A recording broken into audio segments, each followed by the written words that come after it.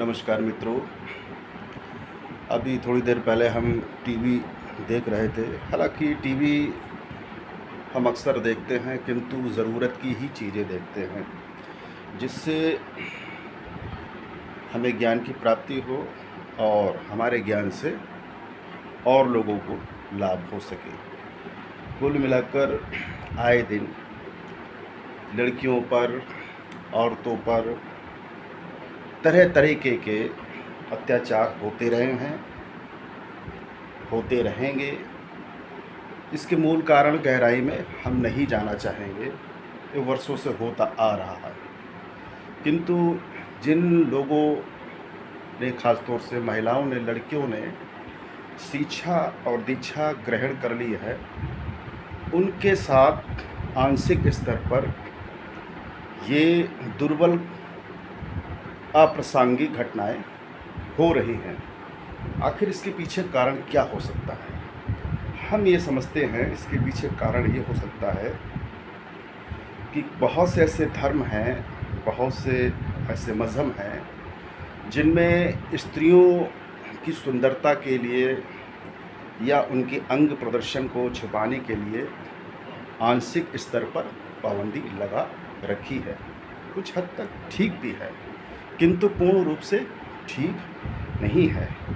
पाबंदी जब किसी भी चीज़ पर लगाई जाती है, उस पाबंदी के पीछे अन्य लोग, खासतौर से जो पुरुष वर्ग होते हैं, वो व्याकुल रहते हैं। आखिर देखना होगा कि पर्दे के अंदर कौन सा पर्दा नसी चेहरा है। हिंदू धर्म में, पुराने धर्मों में जो परंपराएं थीं, जब शादी हुआ करती थी, जाहिर सी बात है घूंघट का प्रचलन था। आज भी कई ऐसे प्रदेशों में घूंघट का प्रचलन है, वहाँ पर ये संभावनाएं कम रहती हैं, किंतु अज्ञानतावश ये कुछ घटनाएं ऐसी हो जाती हैं। ख़ास तौर से एक उम्र होती है, इसका मानक को हम संज्ञान लेना चाहेंगे। ये उम्र होती है 10 से लेके 18 वर्ष के बीच। उसके ऊपर भी घटनाएं घटित होती हैं, किंतु इसको रोकने के लिए सरकार के द्वारा क्या बिल में या संविधान में संशोधन किया जा सकता है जिससे इन घटनाओं पे प्रतिबंध लगाया जा सके। घटनाएं तो बहुत सी होती हैं, चाहे निर्भया कांड हो, चाहे बंगाल का कांड हो, चाहे कैलकाटा का कांड हो, चाहे हरियाणा का कांड हो, चाहे कहीं का भी XYZ। एक्स्ट्रा की संक्षेप में हम जाना चाहेंगे कि घटनाएं तो होती रहती हैं, और जिनके द्वारा ये घटनाएं होती हैं, घटित होती हैं या करवाई जाती हैं या जानबूझकर करवाई जाती हैं, तो हम तो यही निवेदन करना चाहेंगे सरकार से और प्रशासन से कि जितनी जल्द से जल्दी ट्रायल बेस पर दिन रात सुनवाई की जाए और सबूत के आधार पर जितने भी कठिन से कठिन पनिशमेंट दिया जा सकता है, वो तत्काल प्रभाव से, हमारे मानना है कि 6 महीने के अंदर पनिशमेंट होना चाहिए। वो पनिशमेंट किस रूप में होता है, ये निर्धारित करना है कोर्ट को, क्योंकि जितनी जल्दी क्राइम का पनिशमेंट निर्धारित होगा, उतनी ही जल्दी क्रिमिनल्स, क्राइम करने वाले जो होते हैं, उनके बीच में एक भय की स्थिति उत्पन्न होगी, डर की स्थिति उत्पन्न होगी, क्योंकि ये संसार जो चलता है वो डर से चलता है।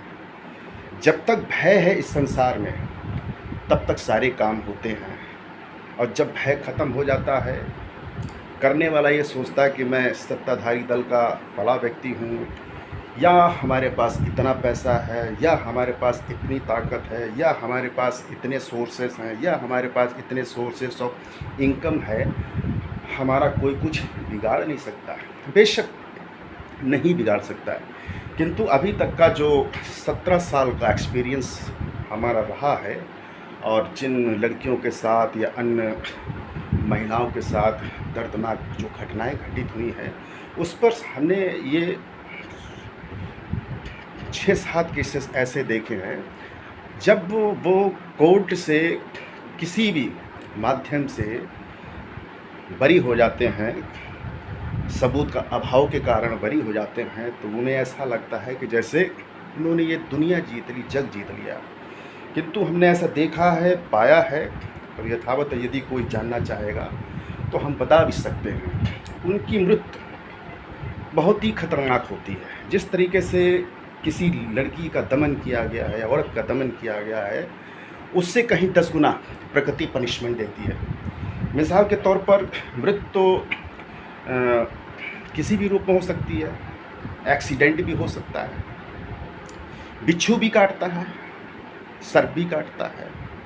कुल मिला के ऐसे मान के चलिए, ऐसे लोगों की प्रकृति छोड़ती नहीं है और उनकी भी मृत्यु बहुत ही दर्दनाक और ख़तरनाक होती है, और वो तत्कालिक तौर पर उनको मृत्यु की शांति से प्राप्ति नहीं होती है। वो कुड़ कुड़ कर मरते हैं और ऐसी बीमारी से मरते हैं कि उनके पास बेशुमार धन दौलत हो, उसके बावजूद वो अस्पताल में वेंटिलेटर पे लेटे लेटे 6 महीने से लेके 6 साल तक पड़े रहते हैं, किंतु उन्हें मृत्यु नहीं मिलती है। हाँ, जब सांसें रुक जाती हैं तब तो मृत्यु होती है, किंतु जब उनका पुनर्जन्म होता है तो पुनर्जन्म भी ऐसा होता है कि वो पुरुष का जन्म तो लेते हैं, किंतु शरीर से अंग विहीन रहते हैं।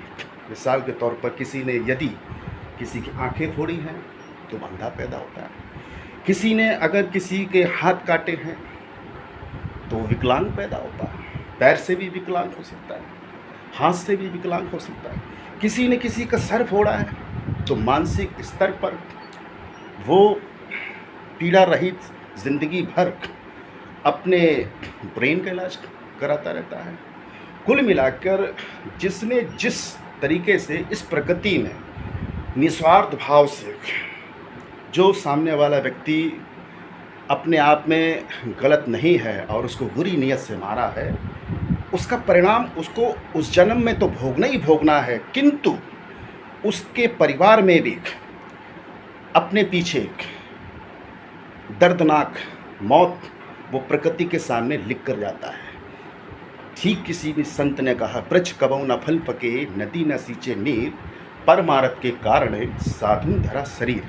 यानी तात्पर्य ये निकल कर आता है, इस संसार में जो जैसी करनी करता है उसको फल तो भोगना ही भोगना है, किंतु ये मानकर चलता है कि वो सत्ता से जुड़ा है, ताकतवर है, पैसे वाला है, उसने किसी घटना को अंजाम दिया है, चाहे वो आतंकवादी क्यों ना हो। हर व्यक्ति संसार में किसी न किसी से जुड़ा है, चाहे वो पत्नी के रूप में जुड़ा हो, चाहे वो बच्चों के रूप में जुड़ा हो, या किसी धर्म के माध्यम से जुड़ा हो, एक चेन तो है। तो कहने का मतलब ये है कि यदि आपने इस संसार के अंदर, प्रकृति के अंदर कोई गुनाह किया है, तो आपकी करने का फल आपकी जितनी भी बड़ी चेन है उसको मिलती है, बस पता नहीं चलता है। मिसाल के तौर पर ट्रेन के हादसे होते हैं, बस से हादसे होते हैं, और अभी बारिश हो रही है।